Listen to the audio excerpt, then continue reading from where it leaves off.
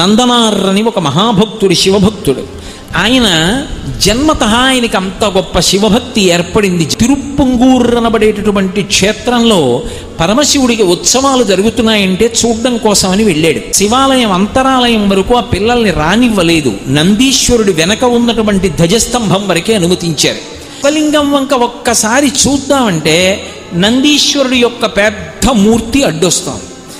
ఆయన ఆర్తితో మనసులో చెప్పుకున్నాడు, శివ నిన్ను చూడాలని బయలుదేరి వచ్చాను.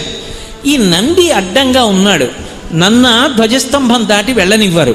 ఇక్కడి నుంచి నాకు నీ దర్శనం అవ్వట్లేదు, శంకర ఎలా అనుగ్రహిస్తావో నన్ను అనుగ్రహించమని అడిగాడు. వెంటనే పరమశివుడు నందీశ్వరుణ్ణి ఆజ్ఞాపించాడు, నీ వెనక నా భక్తుడు నందనారు ఉన్నాడు, నంది పక్కకి తొలగు, ఆయన చూస్తాడు నన్నన్నాడు. వెంటనే నందీశ్వరుడు శివలింగానికి ఎదురుగుండా ఉన్నవాడు ఓ పక్కకి వెళ్ళిపోయాడు.